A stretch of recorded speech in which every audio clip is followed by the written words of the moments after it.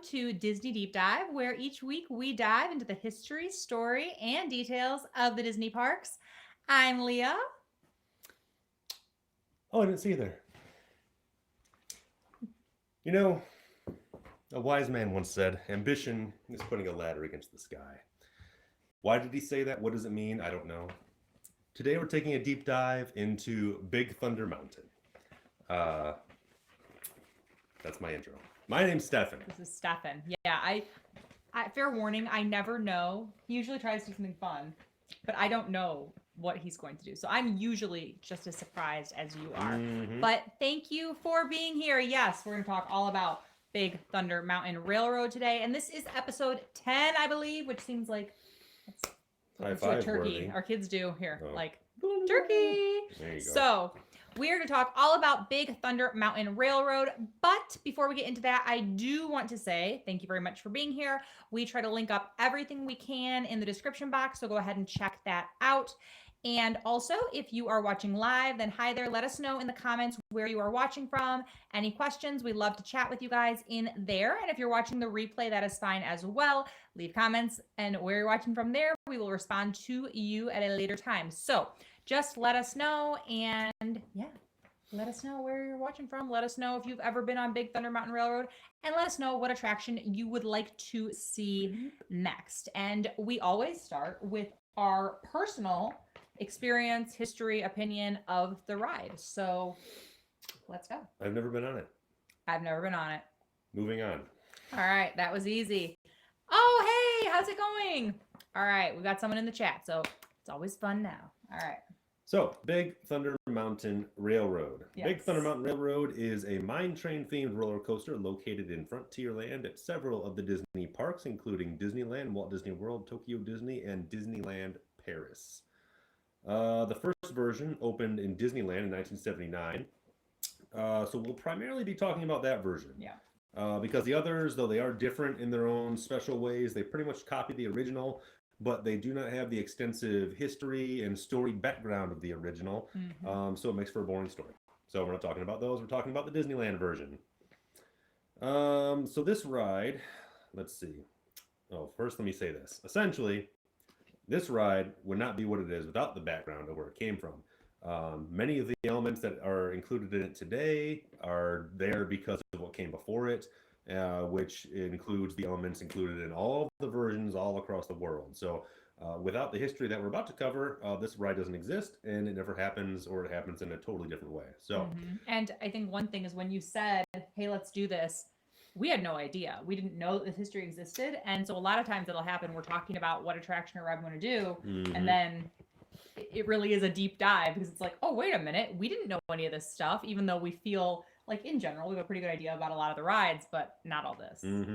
I do want to say that this one ride, if you've watched all of our past shows, which if you haven't, well, finish this, go back, watch all the other shows. Exactly. About 10 hours of video, and then come back and rewatch this one so that you can see what I'm talking And about. share it with everyone you know. Yeah, I mean, obviously, yeah, why wouldn't you? Yeah. But this one ride encompasses elements from every other ride that we've talked about so far. I didn't choose it on purpose because of that. It just kind of happened. But so as I was researching it, I realized that everything that we've done before ties into this. So kind of cool.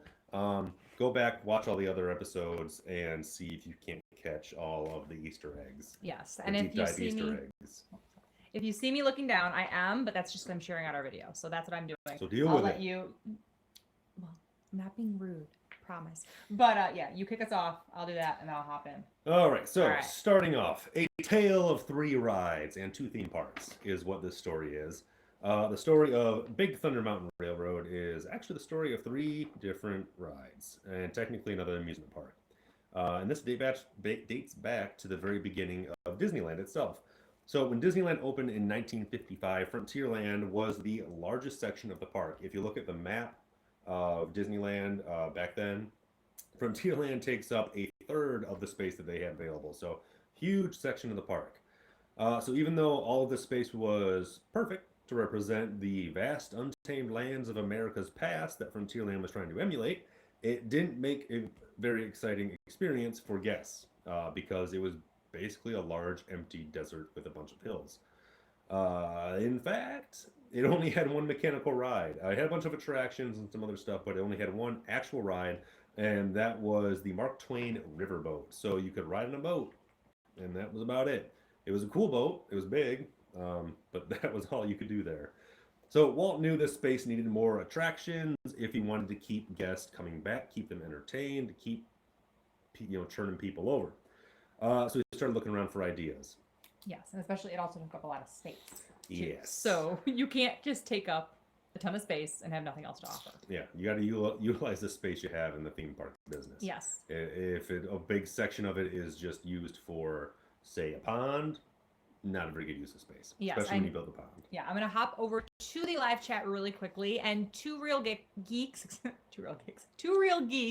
is on tonight, and I want to say thank you. He said thanks for popping in last night. He does some really fun live streams, and it's a really good family channel, all sorts of amusement park stuff. They were talking last night about amusement park that I'd never been to. You were watching a little bit with me too, and neither of us are, but it's still interesting. We still like that kind of stuff. So, and thank you for being on. And he said, it's an awesome ride. Always love a runaway train ride. Yes, yes. Lots of train and mountain rides with Disney. So at this point in the story, we enter Walter Knott, which, if you don't know, he is the founder of Knott's Berry Farm, which, if you don't know what that is, which I didn't, I'd heard of it, didn't really know what it was. It's a theme park in Buena Park, California that sits on the site of a former berry farm established by Walter Knott and his family in the 1920s. Mm-hmm. So it used to be a berry farm, turned into an amusement park. It's now owned by a large corporation. It's a big amusement park there. So. Yeah, that's all I knew, is that was an amusement park in California. Mm-hmm.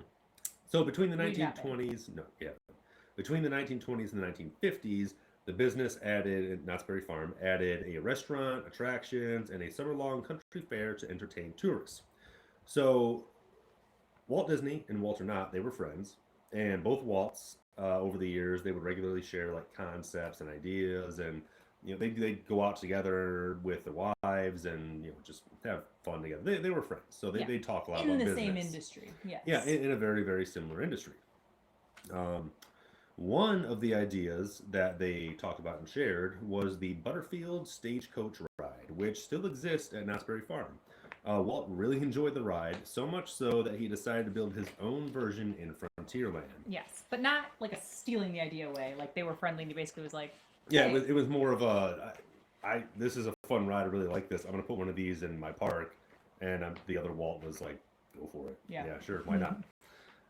So this attraction utilized a large unused part of Frontierland that had yet to be landscaped, but did contain large rolling hills created from all of the dirt that was dug up from the creation of Rivers of America. Now at this point, I would like to just kind of highlight the importance of piles of dirt in Disneyland. Because if you remember from our Matterhorn bobsleds episode last week, yes, that entire ride exists because of a giant pile of dirt that they dug up and didn't know how to get rid of. So if there was some sort of efficient way to get rid of all of this dirt, a lot of this stuff probably would not have happened. But because they had to work with what they had and kind of just through the evolution of their solutions to these problems, we end up with all these amazing rides. So, yeah. And it's amazing because you think, oh, Disney's huge. Like, they don't have to deal with these kind of problems that, you just wouldn't think. You'd think, oh, just throw some money at it, they'll make it happen. But we find time and time again that's not the case. They're very smart about what they do. Yeah, it's a big business, but it's still a business, and they run it like a business. So it's not just throw a bunch of money at it for whatever purpose to get rid of a problem. They still find ways to deal with things because they have budgets also. Yes, and they're just smart people. Just Disney. They're just Disney.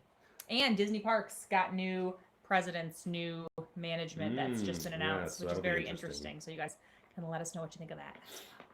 So the lack of landscaping in this area wasn't really a problem because the whole idea was that guests were supposed to be trekking through the desert on pack mules and stagecoaches, so it fit the theme. So it'd be kind of ugly. They maybe added a few things to it, but for the most part, they're like, yeah, no, this is perfect. It's a desert. Yep. It looks like a desert. Go with it. Still, though, Frontierland looked vastly empty. So Walt consulted with Imagineer John Hench, who we've mentioned before many times, about creating some sort of new ride to fill up some of the space out there. So because they had the stagecoach and they had the pack mule ride going on, but it's still just a big empty space. We got to put something else in there. It's not enough. What they decided to do after some brainstorming was to create an Old West mine train themed ride that would intertwine with the existing stagecoach paths. So basically, you have the paths that everyone's taking right now, and then this would run parallel in some cases. In other cases, just kind of like weave around and go in other areas and check out new things. But same idea, just on a motorized track. Yes, and this was going to be more educational. Mhm. So it was going to be an educational experience where you board a mine train and then you're in a small town of Rainbow Ridge. And when you're in Rainbow Ridge, it's going to take you through the desert and what it would be like to live in the desert and then entertain you as you're going through learning about it. Yeah, it begs mentioning that the Jungle Cruise originally, if you ride it today, and it's been this way for decades now, but if you ride it today, it's more like funny. This is one that reminds me, it dates my father, but it reminds me of my dad because my dad had seen on TV as a kid the Jungle Cruise, and then when he first went on the Jungle Cruise, it was kind of shocking to him how it was like a joke and funny, because when he was a kid it was more like of a serious educational kind of thing. So yeah, because that was a decision made later. Initially, though, the Jungle Cruise was supposed to be very serious, and it was supposed to be like because Walt had the what were those shows? The Explorer shows. It was his show about where he's exploring the world. Yes, let us know if you know in the comments. I'll try to link it in the description box also. But he wanted it to be like that, where people could experience these far off foreign places and learn something and be very educational. And that was his idea initially. Obviously, they changed the tune after a while because they want people to keep coming back. Well, and there's a common theme with that too that we find where Walt, and it's nice. He liked it. He cared about it, and he had a lot of heart behind it. But they needed to also make it entertaining, so people wanted to experience. Yeah, he definitely wasn't trying to make a theme park in the beginning. He wasn't trying to create a place where people come for thrills and just mindless entertainment. He wanted something different. Eventually, it went down the path of theme park, but not mindless theme park. But initially that's what the idea was. That's what the goal was. Was make it educational. So, they named this ride the Rainbow Caverns Mine Train, and it opened in 1956. The ride was popular, but guests soon found that it was too short, and it just wasn't entertaining enough. Now, I didn't put anything in the outline, but the reason it's called Rainbow Caverns Mine Train is because there's this. You would go into these caverns where they had like these pools of water and these waterfalls, and they created this effect where like the water was colored, using like ground up chalk and like this mesh netting and black lights and everything to create like these pools of color. Really, really cool. I didn't really think we should get into a whole lot of that just because that's not what we're covering. That's not the ride we're covering. But it's important to mention because there are callbacks to it later on. So it's a really cool effect, a really cool thing that they pulled off at the time. And if you can find pictures or videos of it, I recommend you check it out because it looks really neat, especially for the time that they created it in 1956. So because the ride wasn't super popular, Walt decided to refurbish and expand the ride, putting Mark Davis in charge of the redesign. Mark Davis, you probably remember, was the one who designed all of Pirates of the Caribbean. Yes, which is our first episode number 1. Walt put him in lead of the designs because he thought that his style could bring a lot of like levity and fun and more entertainment value to the ride itself. So he said, Mark, design some stuff, you know what you're doing, do a good job. So this new expansion meant that the original stagecoach ride would have to be eliminated to make room for the rerouted trains. I did see videos of people still riding the pack mules, so I think that part maybe still existed. Like people were still riding around with the pack mules, but the stagecoaches were gone. As part of the refurb, they added tunnels, they added waterfalls. Animatronic animals. Yeah, animatronic animals all over the place. They had turtles, they had fish, they had rattlesnakes, coyotes. Geysers. Yeah, they had geysers set up everywhere. They had these like mud pool things. Yeah. And they added a lot more tracks. So the ride was much, much longer and much more entertaining, more things to look at. Oh, there was one cool thing. There are these rocks. Where like there's rocks on the top, they're kind of like swaying back and forth, and the rocks are spinning, and it looks like they're going to fall on you, but then they go back. I thought that was really neat. Mm. The ride was also renamed Mine Train Through Nature's Wonderland, which is a little long and cumbersome. But and I only say that because we're going to say it about 100 more times. But it opened officially on June 12, 1960, and this was one of Walt's favorite rides.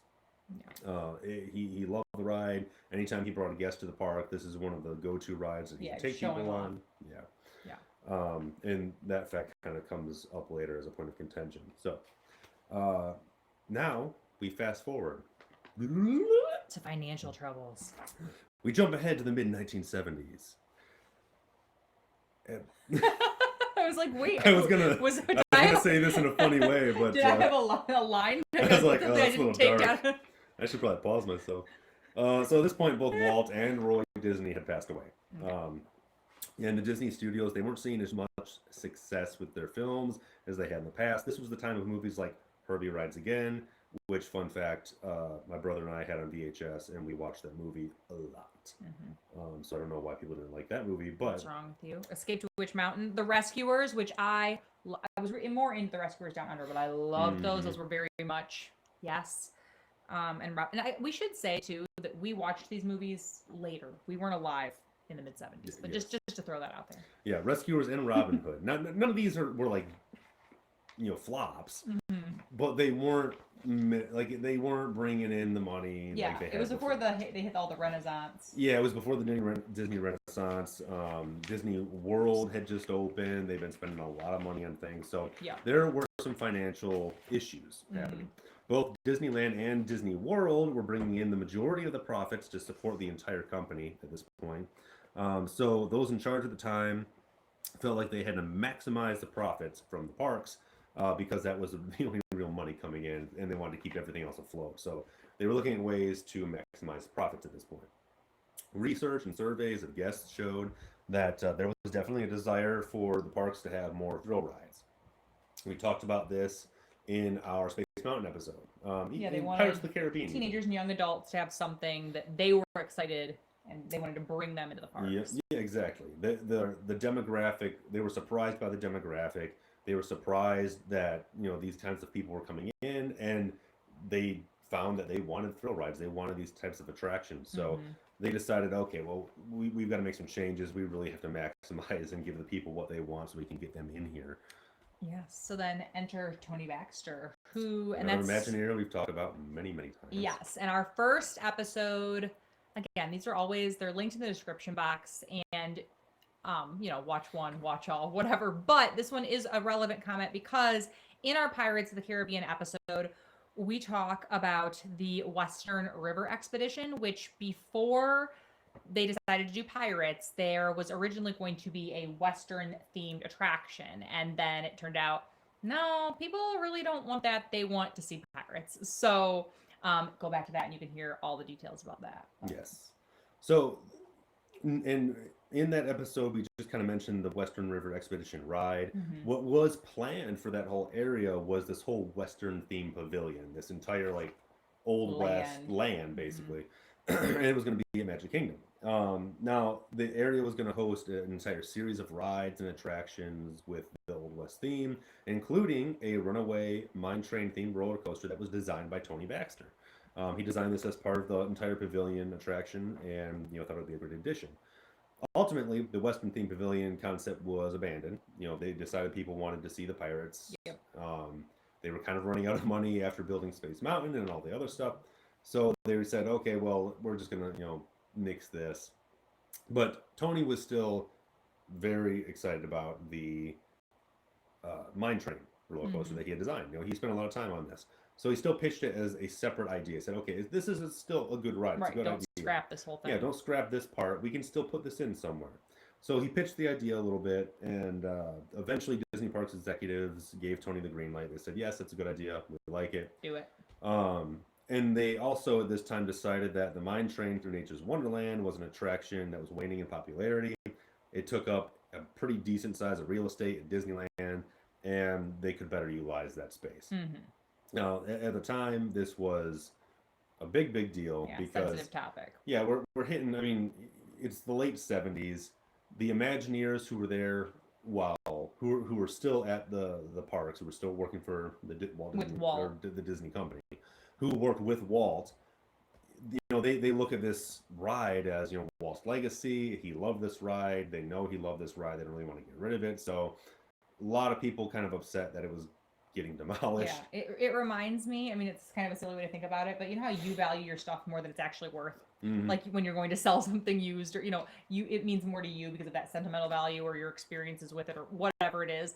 It's kind of like that. Like they were valuing it so much higher. Yeah, and they didn't want to get rid of it, and obviously they said, well, we are. So they moved ahead and decided that production would begin on this new roller coaster to replace the old ride. Yeah. Now, there was a delay because they were building Space Mountain at Disneyland, so a lot of their resources were being taken up at the time, a lot of their money, a lot of their people, so they had to wait before they could start construction on it. The delay in construction actually did prove to be beneficial, though, because it gave time for computer systems to become advanced enough to allow Imagineers to use CAD systems when developing the rail system. Now, in our Space Mountain episode, we talked about how they couldn't really create the ride until computer systems became advanced enough. This is around basically the same time. Yes. And it was really beneficial for the ride. It sped up construction, and it meant that the ride would be smoother, it would operate better, they would have less issues. Safer. Yeah, much safer. So ultimately, the delays were a major plus. It made for a better ride, better experience for everyone involved in building it. So during construction, Tony wanted to give as many nods as possible to the long history of the several rides that came before Big Thunder Mountain. Like I said, people were not happy that they were tearing it down, so he said, okay, well, we're going to tear it down. We can still have some of it there, Let's so do that some callbacks. yeah, we can make people happy with this, and we can pay tribute to what was one of Walt's favorite rides. All that nostalgia. These callbacks include recycled animatronics from Mine Train through Nature's Wonderland.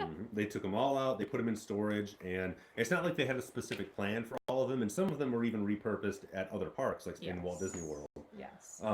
Another common theme here. But they looked for places where they could add all of these things and where they could have them in there and really utilize them in a way that would honor the rides that came before.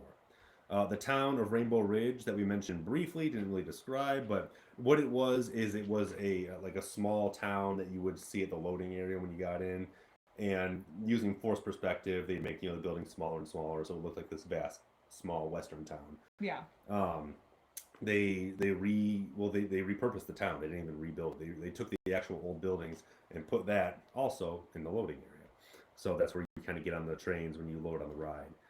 The train and the carts look very similar to the original.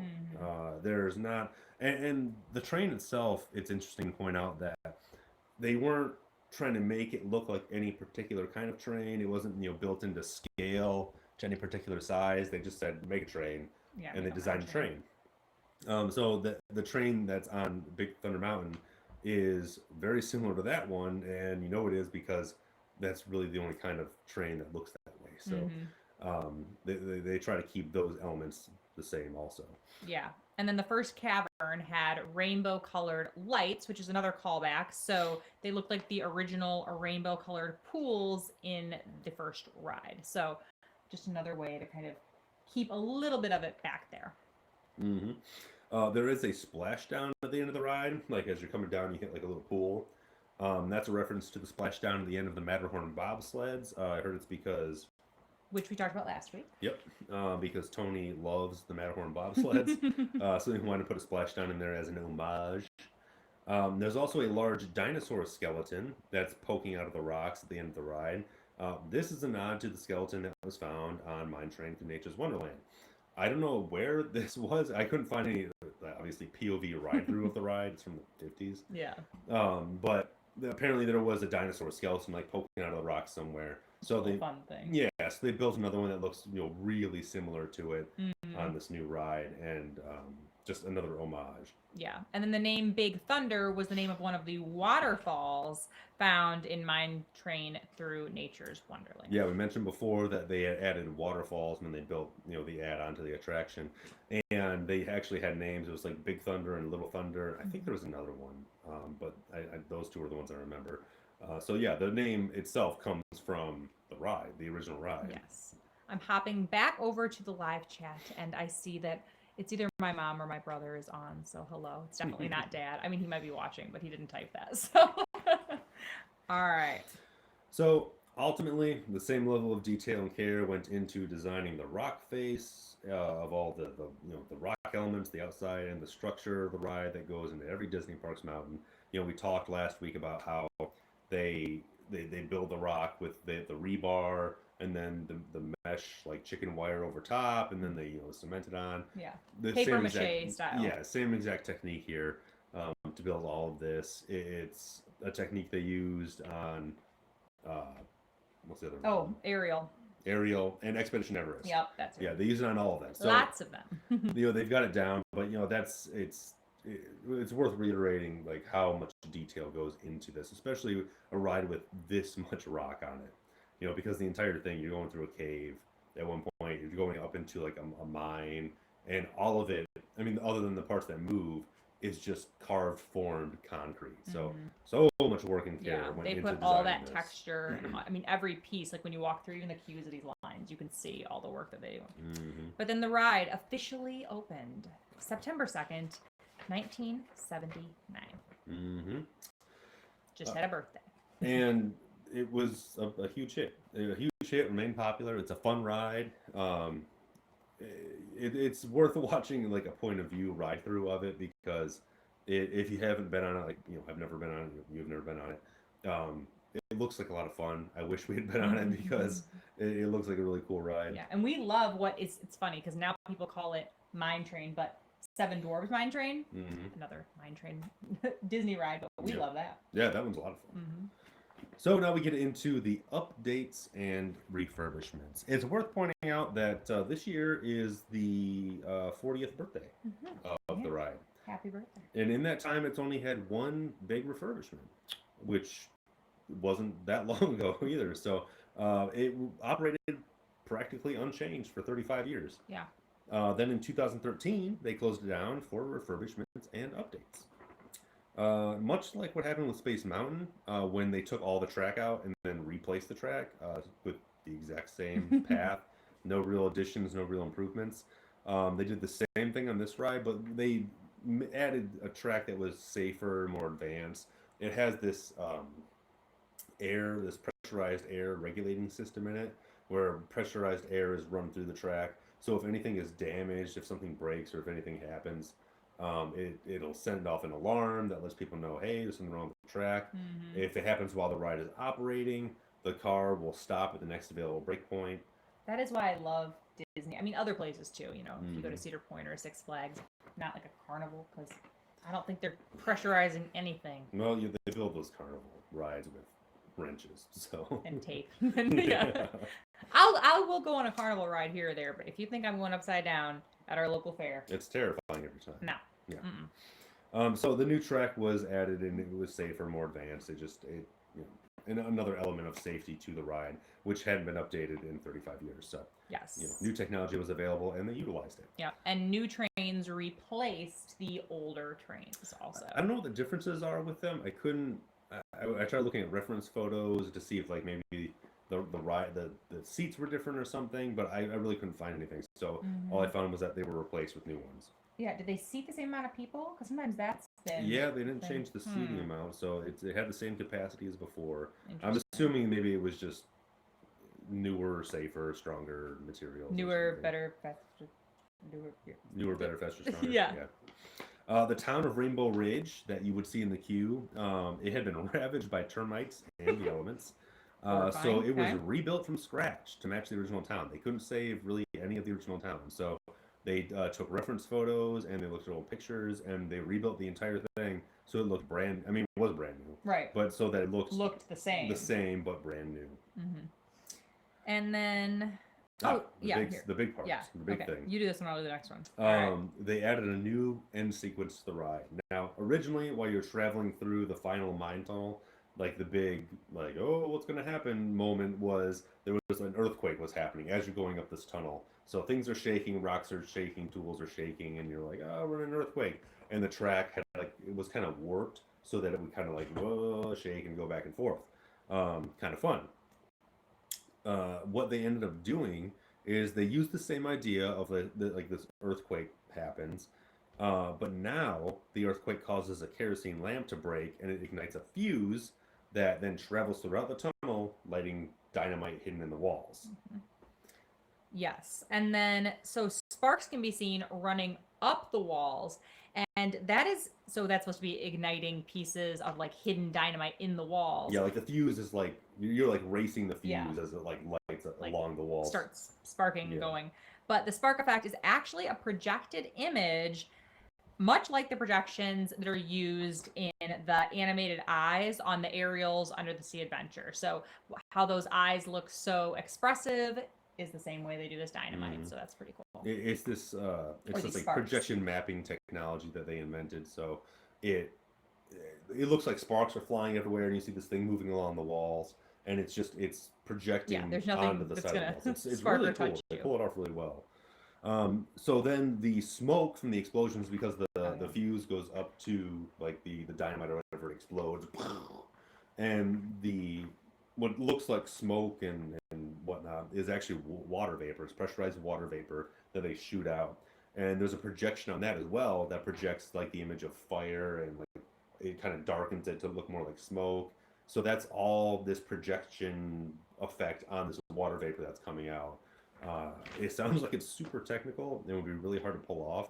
But when you watch the video of it, or if you ride the ride and see it, it looks really, really cool. Like they pull it off really well. Was that one just added in 2013? Yes. Yeah. And you watched more than me, but the point of views are really, really cool. Like it's definitely worth watching. I usually try to link one in the description, but the point of view videos. And there's a lot of good ones on this, and it looks really cool the entire time. So the entire refurb took 14 months to complete, and the ride was again open March 17th, 2014. And that's the only update and refurb that this ride has ever had. Yeah, and rides will shut down. We had someone ask that. Rides will shut down for maintenance. That's different than a refurb. So if they shut down for maintenance, they might be shut down for a week. I know sometimes if you're planning a trip, you can see that rides will be closed, between October 4th and October 10th, or, things like that. And those are usually just cleaning, general maintenance, little safety checks. That's not what we're talking about here. We're talking about a big, it's closed down for months or even a year, and for these long refurbs. Yeah, exactly. So now we're getting into the fun fact lightning round. Oh, man. Hold that thought. Hang on. Fun fact lightning round. There it is. Okay. Fun fact lightning round. Yeah, Take two. I'll edit that later. Edit, yeah. I'll cut it down later. On our live video here. So this ride has all sorts of fun facts, actually. First one, and this is one I wish I had done more research on because it wasn't until later that I looked into it where I had a lot of confusion about it. But these sound effects that are used for the train cars moving as you're like going around the tracks and everything, it is the same sound effects that are used on Indiana Jones and the Temple of Doom for the minecart scene. The movie, not like the ride. Right, yeah, for the movie. Now, the movie came out in '84. This ride, I don't know when they added the sound effects to it, but the point I'm making is I don't know if they made the sound effects first or if they made the movie first and then they said, hey, we're going to take these sound effects for this ride. Interesting. I'm not sure which one came first, but either way, if you watch the movie, same sounds as the ride. Another fun fact is that Big Thunder Mountain Railroad is named after... What's inspired by? Oh, inspired by. That's right. Bryce Canyon in Utah. So... all the stalagmites and stalactites and the way the rock looks and everything, all inspired by Bryce Canyon. Yes. Which they usually go, like with movies, this is common for Disney, and then also with attractions. Like they'll go on these trips and they'll fund these things because it's important to them to spend money there, making sure that things are accurate. Yeah, and a lot of the stuff that they do is based off of real life. Obviously the Matterhorn is based off the Matterhorn. Yes. Expedition Everest. Yep, that one. All these like things that are trying to emulate reality, like with the mountains and whatnot. They draw inspiration from somewhere. The caverns in Pirates of the Caribbean, like in the little like grotto area. Oh, what's that called?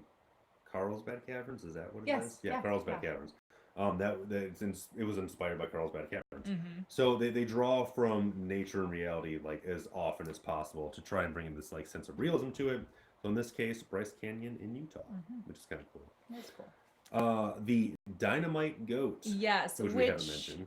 Dynamite Goat is also, it's on our list. So we have our small shop, our Disney small shop, which is Small World Shirts Co. Linked below. But I'm wearing one of our shirts today. Let me see if I can half stand maybe.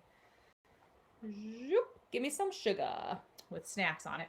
Get a churro and a Dole Whip and a Mickey's ice cream bar. But I want one. I want a shirt with the goat. So he's working on his grand plan for that. So Dynamite Goat, he's found on the backside of the mountain. It's a fan favorite, but it is not one of the recycled animatronics from Mine Train Through Nature's Wonderland. A lot of people think it is one of the reused ones. It's made in the same style of those, so it does look like it belonged with the old animatronics, but it's not from there. They made it for the ride. He does have a Facebook page though, so I like that. Someone who's on social media, I like as a public figure. Yeah, so very, very important. Lots of fans. The Q utilizes actual mining antiques. They went and they scoured antique shops and resellers and like dealers and whatnot to get actual antiques that were used in mining in like back in the day. Which again, Expedition Everest, we talked about this as well for that, where there's all the things in the queue for that. Those are real things that they bought and they brought back, and same with this. Yeah, so they have the sense of realism by putting real stuff in there. Yeah. It has like actual water wheels that were used. It has a mining sloosh.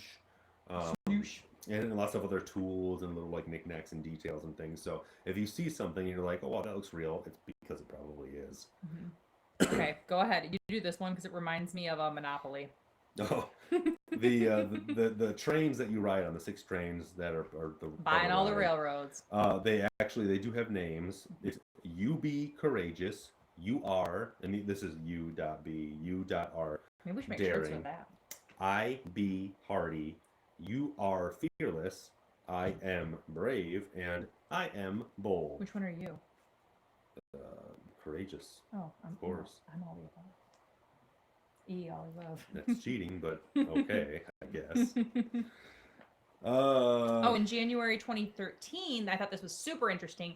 ABC actually ordered a pilot based on the ride. So this is not that long ago, 2013, and titled Big Thunder Mountain. But the idea was scrapped sometime after. Didn't see details on why. I couldn't find any details on what the pilot was going to be, but the ride itself has an actual story to it, which ties into the original ride. So the story itself is that the Rainbow Ridge. Yeah, Rainbow Ridge has since been abandoned. The mine's defunct. No one's there anymore, and it's abandoned because earthquakes are taking over. So it's not safe to be there anymore. And then there are a bunch of like playful like native spirits there that make the mine train like go kind of out of control and make the earthquakes keep happening. So that's why the trains, like the track's all weird and you're zipping around and there's always earthquakes and it's always scary and spooky. So it does have an actual story to it. So they may not have gotten a TV show, but it did get a comic series in 2015. Marvel Comics, they did a release of a 5-issue series based on Big Thunder Mountain. It's part of the Disney Kingdoms series, and it elaborates on the story behind the ride. So paper comics, or was this? Yeah. Like an actual comic I never series. know. He's the comic guy, and he's always got I think there's one on comics. like Haunted Mansion and Space Mountain also. They did quite a few of them. So they come out in a series. Are they like a sought after series? Like, is this like a big deal? Like, or would they be like a? No, you buy it on Amazon. HTF, hard to find. No, it's not. I'm sure you could just get it, pick it up. You probably pick it up anywhere you get comics from, but if they even have it. I'm looking it up. Let's find out how much this really costs. You continue on. I'll look it up, see how much this costs. Okay, go for it. So yeah, comic series. It's one I actually kind of want to look into to read because I've run out of stuff to read. So Yes. if anyone ever has any recommendations of any new comics to pick up, let me know. Well, tell them what are you into? Because like to me, to someone who's not super into comics, I'm like All superhero stuff. Yeah. I just finished Marvel Zombies, which was super depressing and dark and not good, but I read it all anyway. I mean, it was good. It gets better as it goes on, but it's real dark. So I'm not sure how I felt about that. And then I just reread Kingdom Come for like the 15th time. So I need something new. So please, recommendations. 15, That was 3, yeah, $3. That's $1.99. 10. So you could probably buy the series for what are we looking at here? Under $30, 20 something maybe. It looks cool though. Like if they have like cowboys. And here, I'll click on one because is it maybe sort of hold a it up. I don't know if it'll steampunk focus thing? at all. Oh my goodness. No, they're just not trying. Stefan's not into steampunk though. I'm not. Steampunk is my least favorite. Okay. I don't know how well, but it's probably glaring pretty badly. But be cool, worth checking out. Yeah. I like the cover art. I enjoy comics for the cover art. I'm not really into reading them so much, but our kids do. Our kids like graphic novels. So. All right. So the last fun fact that we have is about the kidney stones. Some medical advice. We are not doctors. We are not professionals, and we do not suggest this. But we're saying do it anyway. I don't know what year this was, but apparently, as the story goes, as I read it, a doctor had from California had patients who had been passing kidney stones after riding Big Thunder Mountain Railroad. He started so many that he started noticing like that they said when he would ask like what would you do because you passed it, and they said I don't know, I went on a roller coaster. And which seems so bizarre to me. I mean, this whole story is bizarre, but yeah. So he develops a theory that the roller coaster is some sort of magic kidney stone passing machine, and decides, okay, I have to test this. So with Disney's approval, he brings a 3D replica kidney, I don't know, model. Do we know what year this was? No, okay. I think it's pretty recent, but he brings like a kidney model with him to see like how it's affected and whatnot, and how things kind of work through it. Rides on the roller coaster and found through several trials that 77% of the time riding on Big Thunder Mountain would pass a kidney stone. That's pretty good odds. Now, as part of like his experiment to create some sort of control, he rode on Space Mountain and Rock and Roller Coaster. Is that what it's called? Yes. Yeah, Rock and Roller Coaster. Love Rock and Roller Coaster. Did not get that. Got no results actually. It didn't do anything. So it was just on Big Thunder Mountain that kidney stones would pass through. So his theory is that for some reason the ride itself passes kidney stones, and I don't know if his recommendation is for people to go on the ride. I don't know if he's using it as an actual medical treatment. Get a kidney stone, ride a roller coaster. But apparently this ride, for some reason, it's not even like it's that rough. It's not like the bobsleds. Oh yeah. It's not like the Matterhorn where it's super rough and it's bouncy and it's but shaking maybe it's everything part out of the story, like the myth and the legend. That the spirits are extracting helping kidney you stones. pass kidney stones. That's disgusting. It's really pretty gross. So anyway, if you have a kidney stone, go on. Neither of us have ever had kidney stones, but I've heard they're not any fun, so it might be worth your trip. Yeah, I don't know. want to try it. Yes. And that is Big Thunder Mountain Railroad. Big. Yeah, he just threw all of our talking point notes. Yes. But we do want to say that we want to thank the Live Place, that is our friend Dean, and he hosts a ton of family-friendly and Disney-related content on there. There are lots of live streamers, including Two Real Geeks, who was in the live chat tonight. And so definitely check it out. It is theliveplace.com, and I have it linked in the description box. Every time. Yes. And we are always live on Thursdays at 8 p.m. Eastern Time, which is Walt Disney World time. And we will be for quite some time. Mm-hmm. We will always let you know on Instagram. I am at LeahTackles. I'm at Small World Shirts Co. Yes, Small World Shirts Co. Again, linked. Everything you need is down there. But we will always let you know if it won't be on there. But that's only happened once, and we didn't know ahead of time. So But that's where to look for that. And please let us know on social, on the comments here, wherever you want, attractions that you want to see. Yes, next. give us ideas. Yes, because especially I'm running out of them. yes. Well, I've done 10 of them. You do it. 9 of them. No, 8 of them. Because we did trivia twice, and then we missed. Yeah. So he's 8. But yeah, we've 8 done a of them, lot. Still. Yes, a lot Your of turn. content, and it's so fun. We really enjoy it. But we want to do what you want to watch. So let us know. It doesn't have to be a ride. It could be a show. We could even do like a parade potentially, maybe, or something else. But just let us know what you'd like to learn about in the parks. Anything. So we can give you the history, the story, and the details of the Disney parks. And we want to thank you for participating, whether you are watching the replay or if you're watching live. It's really, really fun. And we love when there are people on there checking it out because it makes it more fun for us. And we will respond to your comments. And if you like it, share it. If you know Disney people who would like it, share it with them. If you know people who want to see us chat, ramble on for an hour. Share it up. Share it up. All right. Thank you guys so much for watching, and we hope you have a magical day. Give the video a thumbs up. Bye.